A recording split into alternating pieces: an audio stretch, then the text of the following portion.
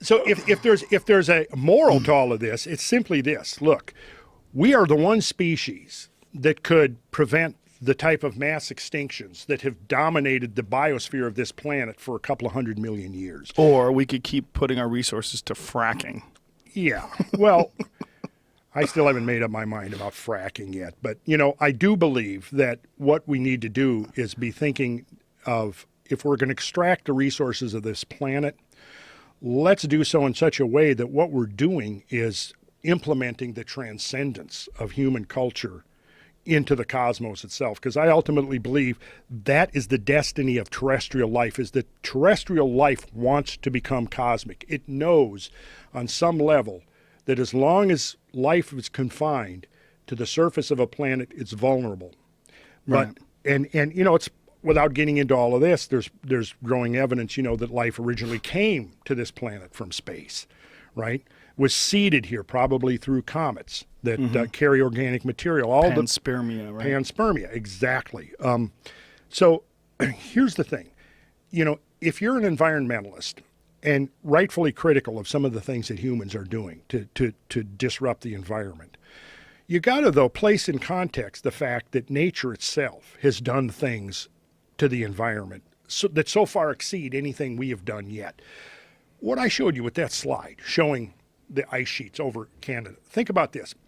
Suppose some logging company got a contract from the government, U.S. and Canadian governments, to clear cut every forest from like the 47th parallel up to the Arctic Circle, from the Atlantic to the Pacific. We're going to cut every single tree from the northern United States up to the tree line in northern Canada. We're going to cut billions of trees, billions of board feet. We're going to clear cut every single tree. We would rightfully be up in arms and say, no, you're not going to do that, right? Well, what do you think that ice did? It wiped out. There's evidence now that 35 and 40,000 years ago, there were forests growing up there, right? A few thousand years later, the ice has bulldozed everything. There's no forests growing under 2 miles of ice, right?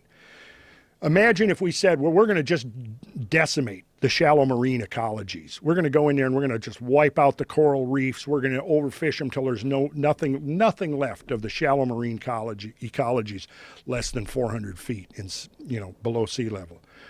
Well, what do you think a drop in 400 feet in the sea level did to the shallow marine ecologies, to the coral reefs that were growing there? You see, that's what I'm just saying. It's not to justify that we can ransack nature willy-nilly, but it's to say we have to have a realistic context for thinking about this. And bear in mind, the environmental movement was born during an era of total gradualistic dominance in the 50s and 60s. If you go back then, again, only the fringe, the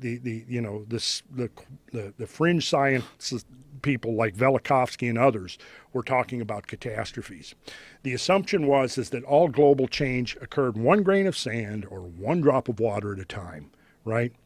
Well, we've come 180 degrees from that model of Earth history, but our thinking has not really evolved to incorporate such a dynamic planet, at this point. Now, see, so when the environmental movement was born, it was easy to think that if all change had happened at this imperceptibly slow rate, that, yeah, obviously then humans have accelerated that pace of change, and humans are now contributing to, more global change than we've seen in millions of years, if that uniformitarian or gradualistic model was correct. But it's not.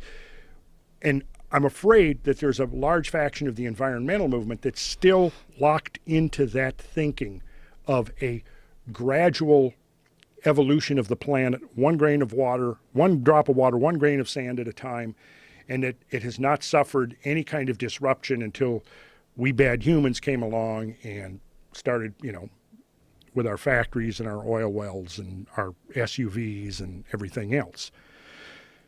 But, clearly we have to come to terms with the fact that we live on one hell of a dynamic planet.